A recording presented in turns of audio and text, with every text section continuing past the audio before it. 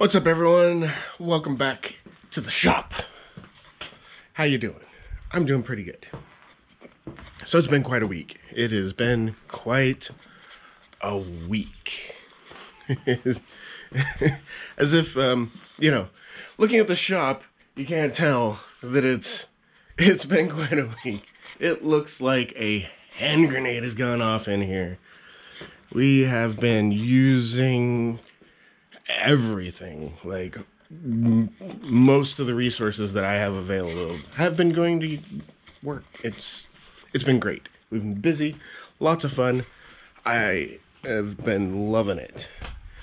So if you're here on an update on the belt grinder, well, there's the rollers, there's the wheels, that's the tracking wheel, and there's actually the two platen wheels right there. Yeah, that's how far that's made it. And there's all the metal for the framework, plus a little extra. I got remnant. I paid remnant prices for remnant steel and offcuts, so I got lots of extra. Except for the half-inch. The half-inch plate, that's been, actually I don't even think that's half-inch. I've had that like laying in the backyard for a minute now.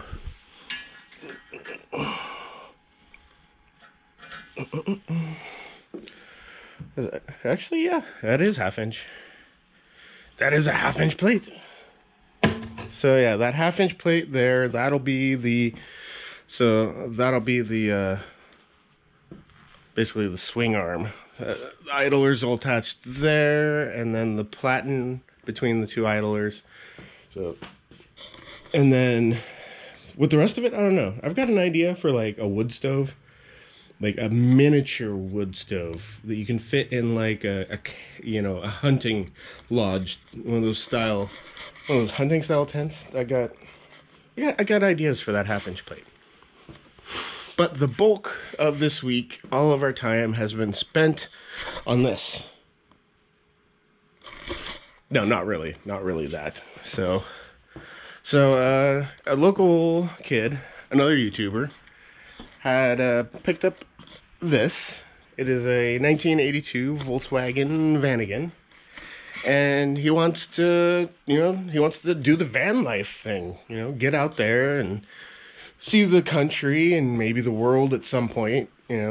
He's like, I'm gonna go see everything that life has to offer, because we're on this planet for a very short amount of time, and I want to get everything that I can out of it. So I picked this up, and it was a pretty good deal from what I understand. However, it had problems. Yeah, he popped up a video of, hey, I bought this van, and so I jumped in the comments, and I'm like, some of the questions he had, I can help you out.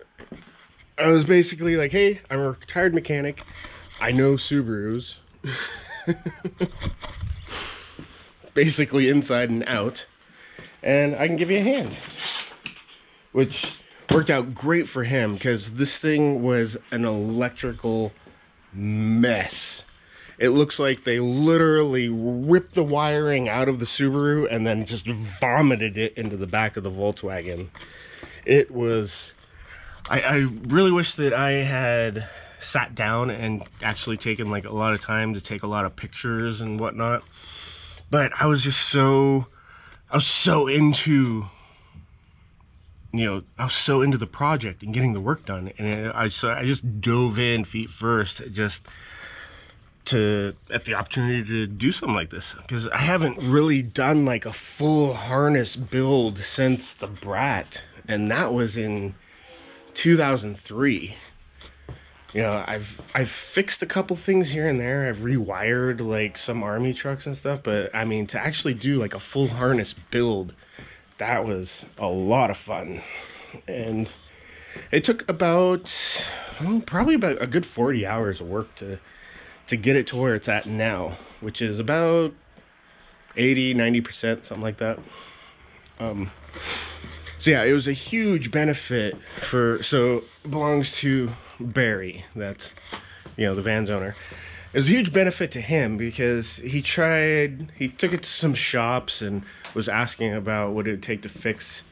And like most of the places wanted to charge like $500 just to figure out what was wrong. Like just the initial like looking at it to see what was wrong was gonna cost $500.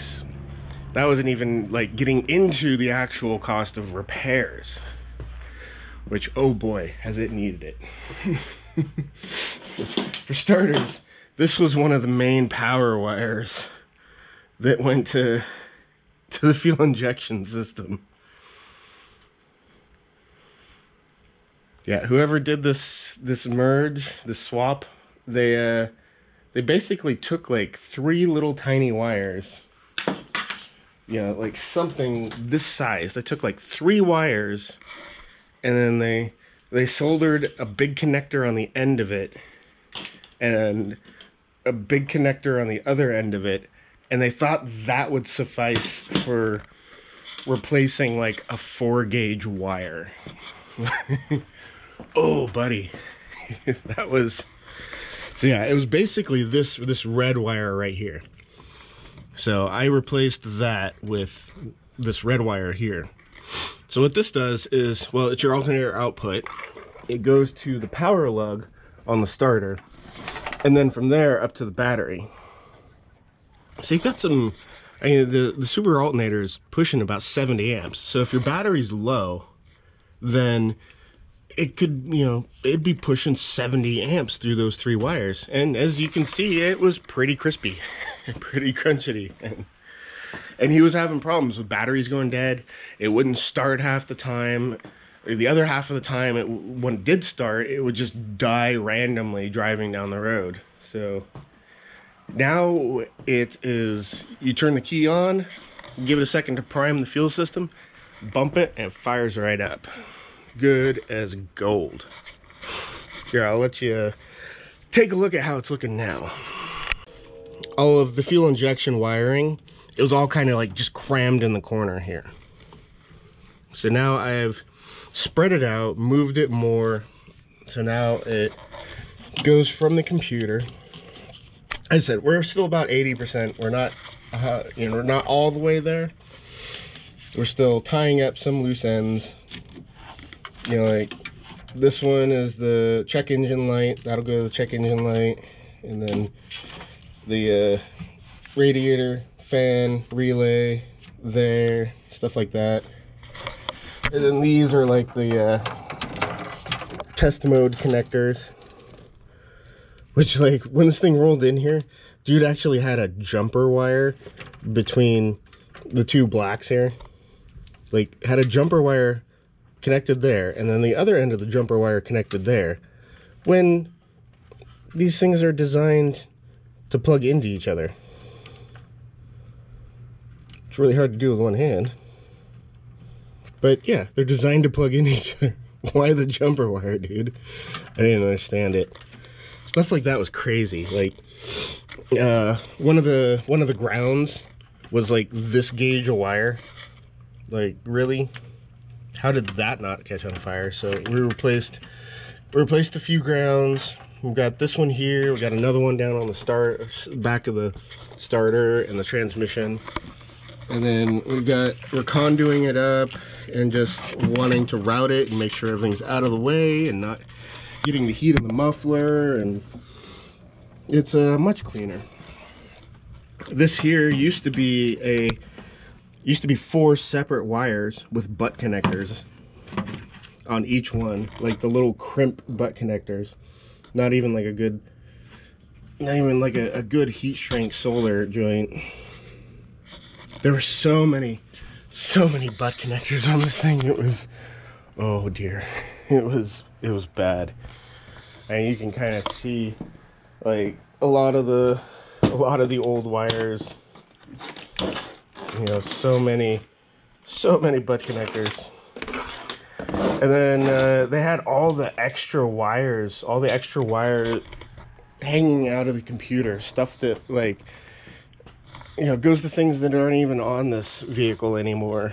So I went through and depinned all that stuff and it reduced the amount of clutter over here.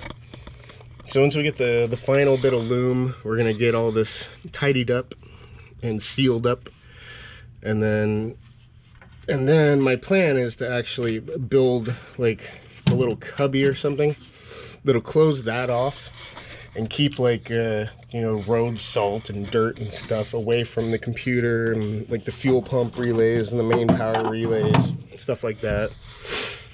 So once that's closed off, which is another reason why I've got it doing this loop back and coming forward, because the door is going to be like right here. It's going to cover over that. So this is going to be outside, this will be inside. These are okay because these are the bulkhead connectors inside the Subaru, so they're used to being up in the engine compartment anyways. Yeah, it's but it really is so much better. And once I'm done in the engine bay and we have all of that cleaned up and the motor's running right, well then we get to just like move on to other things. Like, oh my, you guys love this one. Again, more butt connectors. All the butt connectors on this. They used all the butt connectors. I guess this is the fan relay, just like hanging out there. And then like this guy right here. Isn't that like the thermostat for a baseboard heater? And they just put the thermal probe just like jammed into the radiator up there. And then so much of the stuff is like this, where it's just like, see, look, they've got, it's like this Ethernet cable. That's an Ethernet cable. And they just like used 2 wires for one side and 2 wires for the other side. Oh my. It's like the more I look at this thing, the worse the more I find. It's like, oh my. Oh my, oh my. Oh dear. What have they done to you? What have they done to you, my boy? Yeah. So much. And then like, I'll find where they actually used like heat shrink, but then it's speaker wire. Speaker wire for the blower motor, for the heater. And oh yeah, let's wrap a little piece of duct tape on there because it'll rub against the shift box. That's the other thing. This silicone heater hose is what they use to run, because they, this was an air-cooled Vanagon. So they put the Subaru engine in. They just ran like literally rubber hose all the way from the back where it connects to the engine up here to the radiator and then back. So there's freaking 20 feet of rubber hose. Half of it is hanging out here down by the road where it'll, it can potentially get struck by rocks, pieces of metal on the highway, anything at all could just rip open that silicone hose, and then there goes your cooling system. So yeah, we're gonna work on stuff like that. Either we'll look for a water-cooled Vanagon that we can pull parts from, or I'll just fab up a set of hard pipes to run up there. Ultimately, I don't know, I've been looking at lots of pictures and learning what I can. Like, this is my first foray into Volkswagen. I had a Rabbit in high school, but like I've never really dove into them like I have with this. But yeah, building the harness has been a lot of fun though. But there was so much of this stuff, like butt connectors. So many butt connectors. And then you had stuff like this. So yeah, this was the other end of that burnt wire. So at the other end of this, they had just like goobered on all this solder, and then it split into 2 wires. And that was, one of these is what went to the the alternator, and the other one went to the engine computer. Like, for real?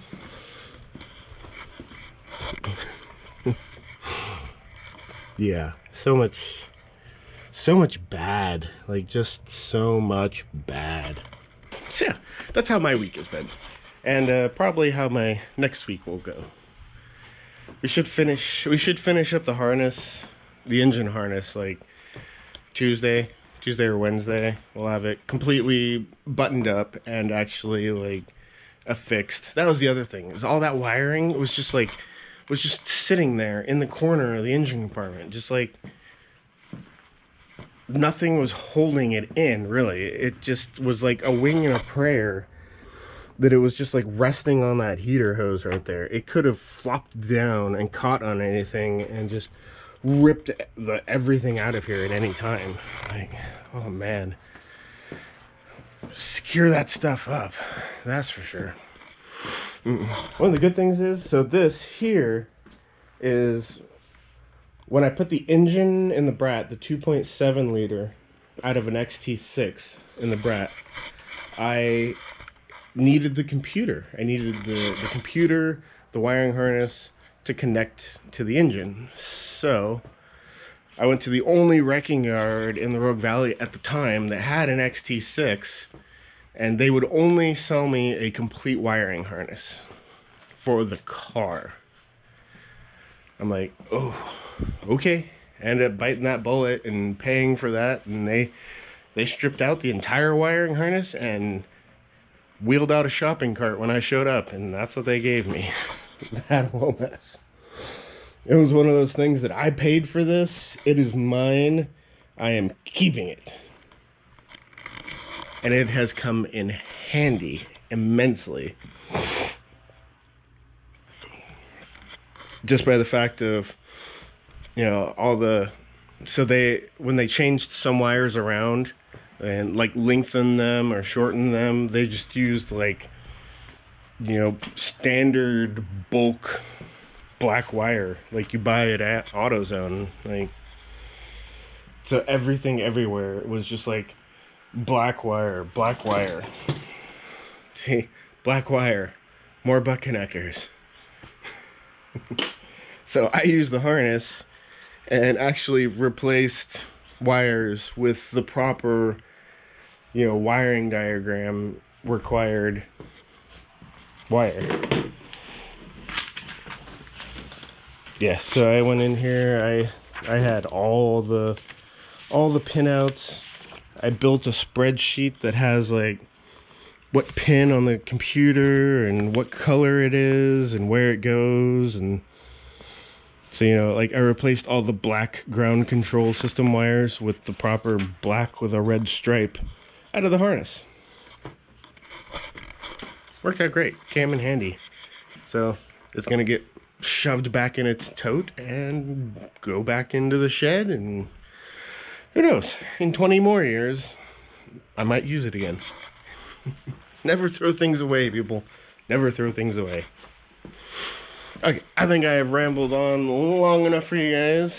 So the bench grinder has not been forgotten. There has been forward movement, baby steps. So if you're interested in following the van's adventures and seeing where it's going in life, just I'll leave a link down below. Throw a card up there. I don't know. Can you throw somebody else's card? I'll have to look into that. If I can, I'll throw a card up there. His name's BulletBarry. He mostly does like computer stuff right now, but he's living on the road, that kind of thing. Being a vagabond. A vanabond? That doesn't work. So anyways, we'll have a little bit of that here, the van stuff, as I wrap up more wiring and more fabrication, and because we're gonna get into some metal work and stuff too. But yeah, more van, BulletBarry's channel, and until next time, you know the words. Stay safe, have fun, peace.